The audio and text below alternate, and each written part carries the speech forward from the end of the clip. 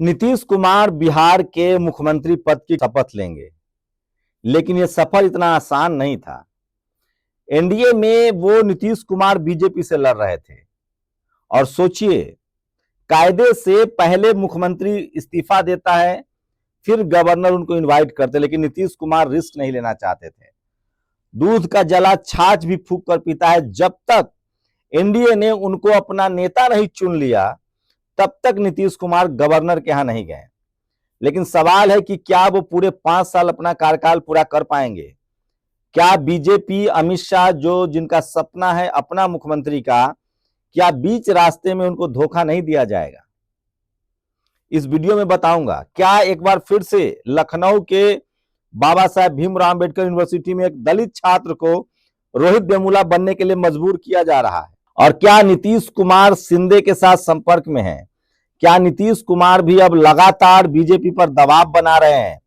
BJP ने जो उनसे खेल करने की बिहार में कोशिश की थी कि सांप भी मर जाए और लाठी भी न टूटे, नीतीश गठबंधन में भी रहें और वो मुख्यमंत्री न बन पाए, ये जो बीजेपी की प्लानिंग थी उसको पहले नीतीश कुमार ने एक्सपोज किया। उसके बाद अभी भी मामला फंस रहा है। स्पीकर कौन होगा, ये बड़ा सवाल है।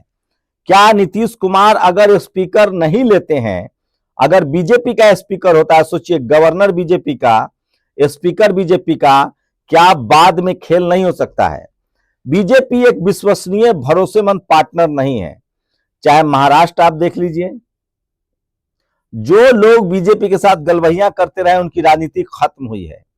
चाहे वो प्रकाश सिंह बादल हो, चाहे जगन मोहन रेड्डी हो आंध्र में, चाहे उड़ीसा में नवीन पटनायक, हरियाणा में इसी तरह से आरएल, वहां जो राजनीति थी चौटाला जी के पोते की, वो खत्म हुई थी और उनको तो बाकायदा चुनाव से पहले डिप्टी सीएम बनाए गए थे और उसके बाद उनको बाहर कर दिया गया था। सबको याद है।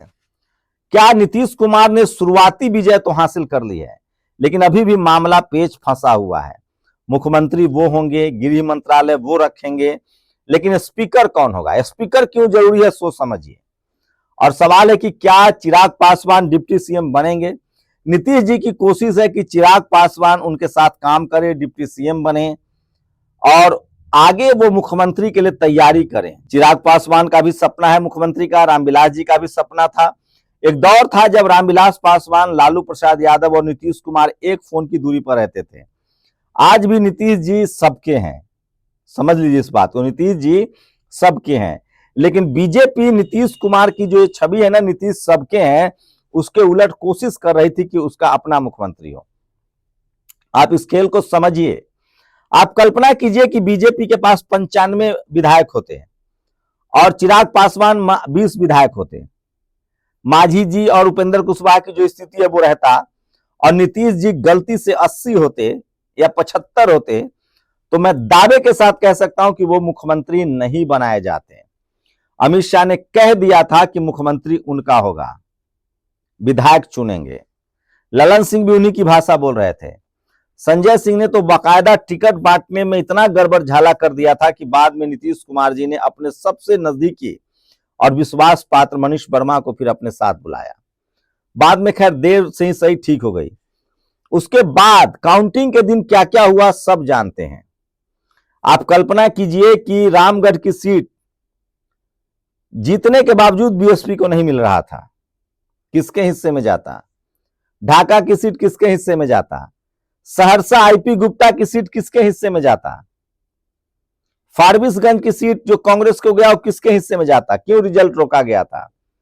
89 सीटों वाली बीजेपी अगर 95 सीट पर होती और 20 सीट चिराग पासवान होते तो 95 और 20 115, 4 उपेंद्र कुशवाहा 119 और 5 मांझी जी 124 का आंकड़ा था बगैर नीतीश कुमार के। हम लोग चुनाव से पहले बता रहे थे कि बीजेपी भले 101 सीट पर लड़ रही है, लेकिन टोटल देखेंगे तो 29 और 101, 130 और 10, 12, 142 सीटों पर दरअसल बीजेपी लड़ रही थी। लेकिन नीतीश सबके हैं। आज भी उपेंद्र कुशवाहा हो या जीतनराम मांझी हो, ये दोनों नीतीश जी के लिए हमेशा से कारगर रहे हैं, उनके करीबी रहे हैं। मांझी जी को पहली बार मुख्यमंत्री नीतीश कुमार ने बनाया था। उपेंद्र कुशवाहा जी को पहली बार नेता प्रतिपक्ष विधानसभा में नीतीश कुमार ने बनाया था। तो ये दोनों भी उनके करीबी है और नीतीश भी महीन पत्ता खेलते हैं और ये पत्ता इस बार उन्होंने फिर चल दिया। देखते हैं स्पीकर उनका होता है कि नहीं, मंत्रिमंडल का क्या स्वरूप होता है, ये भी बड़ा सवाल पैदा करेगा। लेकिन पहली लड़ाई तो नीतीश कुमार जीतते जीतते दूसरी लड़ाई बच गए हैं। काउंटिंग के दिन उन्होंने अपनी संख्या उतनी रखी है जिससे कि वो विपक्ष के साथ मिलकर भी सरकार बना सकते हैं। अभी भी बीजेपी अगर उनको न सरकार बनाना दे तो उपेंद्र कुशवाहा, मांझी, अगर ये सब चिराग पासवान एक तरफ रहे, बीजेपी एक तरफ रहे, तो भी आंकड़ा पुरता है 117 का। वही नीतीश कुमार, इंडिया गठ, आरजेडी और इन सब का आंकड़ा 125 का पुरता है। लेकिन अब सवाल आता है कि भविष्य में क्या हो सकता है। स्पीकर का पद क्यों जरूरी है? स्पीकर का पद इसलिए जरूरी है कि कल अभी बीजेपी सबसे बड़ी पार्टी है। स्पीकर अगर चाहे, अगर कोई, जैसे जेडीयू अब टूटना संभव नहीं है क्योंकि उनकी 85 विधायक है। 85 विधायक को तोड़ने के लिए कम से कम 45 से 50 विधायक चाहिए। कांग्रेस को तोड़ा जा सकता है। ओवैसी साहब की पार्टी में सारे मुस्लिम उम्मीदवार जीत के आए, उनका भी टूटना मुश्किल है। वो बीजेपी के साथ नहीं जाता हुआ दिखेंगे, नहीं तो ओवैसी की पूरी विश्वसनीयता खत्म हो जाएगी। वो भले विधानसभा से वॉकआउट कर जाए लेकिन वो सीधे बीजेपी के साथ तो नहीं जाएंगे, ये तो तय मानिए। ओवैसी सीधे बीजेपी के साथ नहीं जाएंगे। आरजेडी को तोड़ा जा सकता है क्योंकि उनके 25 विधायक है, लेकिन लगता नहीं ऐसा, क्योंकि आरजेडी के विधायक विचारधारा से बंधे हुए लोग हैं और वो गठबंधन में जा सकते हैं, पार्टी तो नहीं टूटेगी। कांग्रेस एक कमजोर कड़ी हो सकती है और बीजेपी को उससे काम चलेगा नहीं। 17, 18, 19, 20, 21, 22, 23 सीटें हो जाती हैं अगर कांग्रेस के सारे विधायक चले जाए, जो कि संभव नहीं लग रहा है।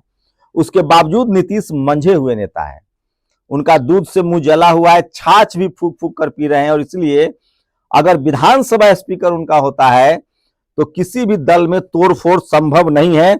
इसलिए नीतीश कुमार जो है वो अपना स्पीकर चाहते हैं। तो अगर बीजेपी के अंदर सब कुछ ठीक था, अंदर खाने सब ठीक था, तो इतनी मगजमारी तो नहीं होती, यकीन मानिए। नीतीश कुमार भले मुख्यमंत्री की शपथ ले रहे हैं, लेकिन तय होगा कि ये सरकार कितने दिन चलेगी, ये तय होगा स्पीकर से और मंत्रालय किस तरह का मिलता है। लेकिन अभी बीजेपी की मजबूरी है। नीतीश जी भी राजनीति के महीन खिलाड़ी हैं। शिंदे, जिनको धोखा दिया गया, जिनके मुख्यमंत्री बनाया गया, पार्टी तोड़ा उन्होंने शिवसेना, बाद में बीजेपी ने अपने बहुमत के दम पर अपना मुख्यमंत्री बना लिया। शिंदे बगावत के मूड में हैं। तो नीतीश जी सबके हैं, उनके भी टच में बहुत लोग हैं। चाहे शिंदे उनके टच में हैं, मांझी जी उनके टच में हैं, चंद्रबाबू नायडू से उनके संबंध अच्छे हैं।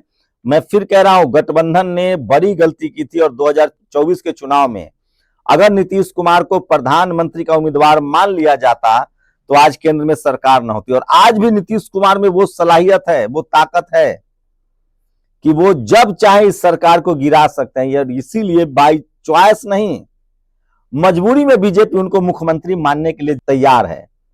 बीजेपी को लगता था कि हमारी अपनी संख्या हो जाएगी अगर हम चिराग पासवान के साथ मिलकर अगर सरकार बना लेते हैं तो नीतीश जी के सांसदों को तोड़ना आसान होगा। 12 उनके सांसदों की संख्या है, उसमें 6, 7, 8 सांसद तोड़ना आसान था। यही पर कोशिश थी कि नीतीश कुमार को कमजोर किया जाए। अब नीतीश कुमार जैसे ही फिर दोबारा मुख्यमंत्री बनेंगे वो फिर पावरफुल हो जाएंगे और उनकी पार्टी को तोड़ना आसान नहीं होगा। तो सोचिए, बीजेपी ऐसे प्लानिंग करके चलती है, उसमें नीतीश कुमार ही सक्सेस हो सकते हैं। तो ये सबसे बड़ी खबर है। कल नीतीश कुमार को ओथ लेने दीजिए। मैं फिर कह रहा हूं, नीतीश कुमार सामाजिक न्याय वाली राजनीति के नेता है। मैंने कुछ उनके वीडियोस सुने हैं संसद में। सामाजिक न्याय, सोशल जस्टिस को लेकर उनकी राय क्लियर रही है। भले सत्ता को लेकर वो बीजेपी के साथ बने हुए हैं, लेकिन नीतीश हैं तब तक सामाजिक न्याय, सरकारी नौकरियां, इसको आप उस तरह से कुठाराघात नहीं कर सकती आरएसएस बीजेपी जिस तरह से यूपी में हो रहा है। यूपी में स्कूल बंद, राजस्थान में स्कूल बंद, मध्य प्रदेश में स्कूल बंद, छत्तीसगढ़ में स्कूल बंद। खुद बीजेपी ने सरकारी रिपोर्ट्स दी हैं कि 90,000 स्कूल जो है बंद हुआ है। तो चलिए, नीतीश सबके हैं और अभी बहुत खेल बाकी है। इसके बाद मध्य प्रदेश, इसके बाद बंगाल में चुनाव है, असम में चुनाव है, यूपी में चुनाव है और नीतीश कुमार का बड़ा प्रभाव है।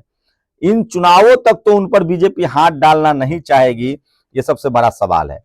ऐसे में एक और सवाल है कि उत्तराधिकारी कौन होगा नीतीश कुमार का, यह तो भविष्य में बताएगा। लेकिन पहली लड़ाई तो नीतीश कुमार ने जरूर जीत ली है और ये लड़ाई भी कम आसान मुश्किल थी। बीजेपी की कोशिश थी कि शिंदे वाली महाराष्ट्र वाली कोशिश की जाए और ये होता हुआ अभी नहीं दिख रहा है। कहा जा रहा है कि जिस तरह से महाराष्ट्र में शिंदे जो है वो नाराज हैं, तो अभी बहुत खेल बाकी है। एक और दुखद खबर है, मैं आपको बता रहा हूं। बसंत कनौजिया, सोचिए बसंत कनौजिया जो है छात्र हैं, ये तस्वीरें देख लीजिए, ये बसंत कनौजिया हैं जो छात्र है बाबा साहेब अम्बेडकर यूनिवर्सिटी लखनऊ के। इनको फिर से निष्कासित कर दिया गया है, कोई रोहित वेमुला जैसा घटना न हो जाए। बहुजन समाज को समय पर जाकर इनके साथ संवैधानिक तरीके से खड़ा होना चाहिए। जिस तरह से रोहित वेमुला को निष्कासित कर दिया गया था, ये ट्रेंड है। जो दलित, पिछड़ा, किसान, आदिवासी, अल्पसंख्यक अपने संवैधानिक अधिकार को लेकर जागरूक रहेगा, उनके साथ इस तरह के सुलूक करने की आदत रही है। जो मनुवादी, जातिवादी सोच के लोग बैठे हुए हैं सत्ता, मीडिया में, जुडिशियरी में, कॉलेज, यूनिवर्सिटी में। तो सोचिए ये बसंत कनौजिया हैं और उनको बाबा साहेब भीमराव अंबेडकर यूनिवर्सिटी से निष्कासित कर दिया गया है। वो लगातार लखनऊ में धरने पर बैठे हुए हैं। मैं बहुजन समाज के लोगों से अपील करता हूं, तमाम बहुजन लीडरशिप से अपील करता हूं, चाहे वो बीएसपी सुप्रीमो मायावती जी हो, अखिलेश यादव हो, अनुप्रिया पटेल हो, राजभर हो, या निषाद हो, या पल्लवी हो, आप लोग 365 दिन राजनीति कीजिए, समाज के साथ कम से कम खड़े होइए। यही वो युवा है। मैं फिर कह रहा हूं, इस देश में जातिवादी, मनुवादी सोच के जो लोग हैं वो मजदूरों से नहीं डरते। आप वो चाहते हैं कि आप मजदूरी करें, ठेला चलाएं, रिक्शा चलाएं, आप सफाई का काम करें। वो कॉलेज, यूनिवर्सिटी में बहुजन बच्चों से फिर वो जाति नहीं देखते हैं कि ये कनौजिया हैं, या ये रविदास हैं, या ये पासवान हैं, ये चौधरी हैं, ये पासी हैं। सोचिए वो हमारे बच्चों को कैसे कुचल रहे हैं जातिवादी, मनुवादी सोच के लोग। कॉलेज, यूनिवर्सिटी में, मीडिया में, जुडिशियरी में, ब्यूरोक्रेसी में नहीं आने देना चाहते हैं। सोचिए आज समाजवादी पार्टी के लाखों कार्यकर्ताओं ने धरना प्रदर्शन किया, टुडे ग्रुप के चैनल के खिलाफ धरना दिया, जिन्होंने जिस तरह से युधिष्ठिर कहा है मुलायम सिंह यादव को। मैं फिर कह रहा हूं दोस्तों, चैनल के खिलाफ धरना देने से कुछ नहीं होगा, उनको अनफॉलो करना होगा। उनको आप ट्विटर पर अनफॉलो कीजिए, यूट्यूब पर अनफॉलो कीजिए, उनको देखना बंद कीजिए। अपने नेताओं से कहिए कि इन मनुवादी, जातिवादी चैनलों में जाना बंद करें। और ये लखनऊ के बीबी यूनिवर्सिटी की खबर है, जहां बसंत कनौजिया जो हैं वो धरने पर बैठे हुए हैं, उनको निष्कासित कर दिया गया है। ठीक इसी तरह से रोहित वेमुला के साथ हुआ था। तो समय रहते हमें इनके साथ खड़ा होना पड़ेगा। जो भी नेशनल दस्तक के दर्शक है, जो भी बहुजन समाज के लीडर है, आप लोग इनको जाइए, संवैधानिक तरीके से इनकी मदद कीजिए, मजबूती से इनके साथ खड़े होइए और संवैधानिक दायरे में रहकर अपनी बात कीजिए। और ये हमारी नस्लों की लड़ाई है। जब तक हम पढ़ेंगे लिखेंगे नहीं, तब तक न तो हम वोट डाल पाएंगे, ना हम अपने समाज को आगे ले जा पाएंगे। तो सोचिए रोज इस तरह से होता है, पहले और होता था, ये सोशल मीडिया ना होता तो हमें पता ना चलता। तो देर रात की तस्वीरें दिखा रहा हूं, ये बसंत कनौजिया हैं जो बाबा साहेब अम्बेडकर यूनिवर्सिटी के बाहर धरने पर बैठे हैं। ठीक रोहित वेमुला की तरह स्थिति है, अम्बेडकरवादी हैं, बहुजनवादी हैं, इनको निष्कासित कर दिया गया है। सोचिए आप जुडिशियरी में हो तो जस्टिस कर्नन की तरह गिरफ्तार कर लिया जाएगा, आप पत्रकार हो तो रोज आपको धमकी दी जाएगी। मैं फिर कह रहा हूं, ए बहुजन समाज के लोगों, ये बहुजन समाज के नेताओं, अगर आप दलित, पिछड़े, किसान, आदिवासी, अल्पसंख्यक हैं तो आपके बच्चों को नौकरी नहीं दी जाएगी, कॉलेज, यूनिवर्सिटी से बाहर किया जाएगा। मैं फिर कह रहा हूं, ये देश जातिवाद और मनुवाद का अड्डा है, इसलिए हर जातिवाद और मनुवाद के खिलाफ आपको एक साथ आना पड़ेगा, आपको एक साथ रहना पड़ेगा और अपनी नस्लों को बचाइए। और संवैधानिक तरीके से जो वकील है वो इनकी मदद करें, जो इंटेलेक्चुअल है वो इनकी मदद करे, पॉलिटिकल लीडरशिप को इनके साथ खड़ा होना चाहिए। आप बुरे वक्त में खड़ा नहीं होंगे तो फिर आप वोट की उम्मीद मत कीजिए। बसंत सर ने पीएचडी से निष्कासन के विरोध में अपना आंदोलन शुरू कर दिया है। ये तस्वीरें देखिए, रोहित वेमुला की तस्वीर है, तथागत बुद्ध की तस्वीर है, बाबा साहेब की तस्वीर है। ये मैं इस देश के तमाम बहुजनों से अपील करता हूं, अगर आप लखनऊ के आसपास हैं तो जाके बसंत कनौजिया की मदद कीजिए, इससे पहले कि देर हो जाए। हम एक और रोहित वेमुला नहीं बनने देना चाहते हैं और इनकी मदद कीजिए। मैं बसंत कनौजिया से भी अपील करता हूं कि संवैधानिक दायरे में रहकर अपनी लड़ाई को लड़िए। जिंदगी खत्म नहीं हो जाती, आप मजबूत हैं, पढ़े लिखे हैं, इसी तरह से वर्धा यूनिवर्सिटी से खबरें आ रही थी, भगवान बिरसा मुंडा की वहां जयंती नहीं मनाने दी गई, जबकि प्रधानमंत्री ट्वीट करते हैं भगवान बिरसा मुंडा की जयंती नहीं मना दी गई। तो जैसे ही हम लोग बहुजनवादी बनते हैं, स्कूल कॉलेज यूनिवर्सिटी जाते हैं, हमारे बच्चों के लिए स्कूल यूनिवर्सिटी में किस तरह से कब्रगाह बना दिया गया है, ये आपको समझना पड़ेगा। अखिलेश यादव को जाना चाहिए, बीएसपी सुप्रीमो मायावती जी को अपने किसी नेता को भेजना चाहिए। ये बड़ी खबर है, दुखद खबर है कि लखनऊ में बाबा साहेब भीमराव अंबेडकर यूनिवर्सिटी में एक बहुजन छात्र जो है वो धरने पर बैठने के लिए मजबूर है, क्योंकि कॉलेज प्रशासन में जो जातिवादी मनुवादी सोच के लोग उन्होंने उनको निष्कासित कर दिया है और वो फिर धरने पर बैठे हुए हैं। ये सबसे बड़ी खबर है जो सोशल मीडिया पर। सोचिए, एक और बीएलओ की मौत, राजस्थान के सवाई माधोपुर में बीएलओ हरिओम बैरवा की हार्ट अटैक से मौत हो गई है। लखनऊ में एक पत्रकार सुशील अवस्थी जो सुदर्शन न्यूज के थे, जो दिन भर हिंदू मुस्लिम करता, उसके पत्रकार की पिटाई हुई है। और सोचिए 225 किसान को, वो दिल्ली आ रहे थे तमिलनाडु के किसान, उनको ट्रेन से ही उतरवा दिया गया। तो ये सब चल रहा है। मैं आपको बार बार कह रहा हूं कि सोशल मीडिया ही सच्चा मीडिया है, सोशल मीडिया ही बहुजन मीडिया है। और लगातार देश भर में बीएलओ की सुसाइड की खबरें आ रही है, वो मर रहे हैं, जानलेवा हो रहा है एसआईआर। बंगाल में 28वीं मौत, पश्चिम बंगाल में एसआईआर करने वाले 28 बीएलओ की मौत हो चुकी है। ये बड़ी खबर बता रहा हूं, ममता बनर्जी ने ट्वीट किया है, 28 people have already lost their lives in SIR begin. ये सबसे खतरनाक खबर है जो सोशल मीडिया पर वायरल है। और सोशल मीडिया ही सच्चा मीडिया है, सोशल मीडिया ही बहुजन मीडिया है। तो ये तमाम बड़ी खबरें हैं। मेरी कोशिश होती है कि वो खबरें जो इस देश के तमाम जो दलित पिछड़े हैं उनके लिए बहुत जरूरी है, वो खबरें आप तक पहुंचाई जाए। मैं इसलिए बार बार कह रहा हूं कि अखिलेश यादव के समर्थकों को चैनल के खिलाफ धरना पर बैठने से ज्यादा जरूरी है। जिस दिन इस देश के बहुजनों ने इनको अनफॉलो कर दिया, ट्विटर पर, इंस्टा पर, यूट्यूब पर, जिस दिन बहुजन समाज के नेताओं ने इनके स्टूडियो में जाना बंद कर दिया, इनको इंटरव्यू देना बंद कर दिया, उसी दिन ये सब लाइन पर आ जाएंगे। तो इनसे संवैधानिक तरीके से लड़ने की जरूरत है। अगर आप लखनऊ के आसपास हैं तो बाबा साहेब भीमराव अंबेडकर यूनिवर्सिटी में जो छात्र धरना दे रहे हैं उनको समझाइए, उनकी सॉलिडारिटी दिखाइए, संवैधानिक तरीके से उनको समझाइए। और बिल्कुल आपके लिए पढ़ाई जरूरी है, लेकिन जिंदगी उससे बड़ी जरूरी है। हमें कोई और रोहित वेमुला नहीं चाहिए, हमें उनके साथ खड़ा होना चाहिए और उनको समझाना चाहिए कि ठीक है, निष्कासन हो गया है, आगे और लंबी लड़ाई है। तो ये तमाम बड़ी खबर है। उसी बीच महाराष्ट्र से खबर आ रही है कि शिंदे जो है वो बीजेपी से नाराज हैं। तो ठीक है, ये तमाम खबरें हैं, कोई ऐसा सगा नहीं जिसको बीजेपी ने ठगा नहीं।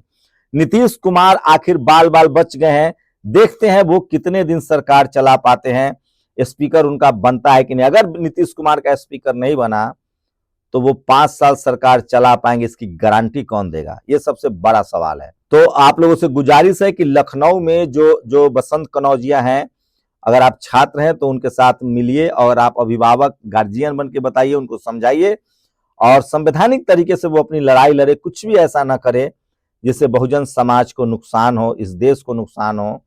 और इस तरह के जातिवादी मनुवादी सोच के लोगों से लड़ने का एक ही तरीका है, बाबा साहब का संविधान और जिंदगी और अपने आप पर भरोसा रखिए, संविधान पर भरोसा रखिए और संवैधानिक तरीके से अपनी आवाज उठाइए। सोशल मीडिया ही सच्चा मीडिया है, सोशल मीडिया ही बहुजन मीडिया है। आप लोग इतनी संख्या में हमारे साथ जुड़े, बहुत बहुत शुक्रिया। नेशनल दस्तक की आपसे गुजारिश है कि अगर इसको बचाना चाहते हैं तो नेशनल दस्तक को सब्सक्राइब करने के लिए रेड कलर के सब्सक्राइब बटन को दबाएं, फिर बेल आइकन की घंटी दबाएं। नेशनल दस्तक को बचाने के लिए बहुत जरूरी है कि हर खबर को शेयर करें, लाइक करें, कमेंट जरूर करें।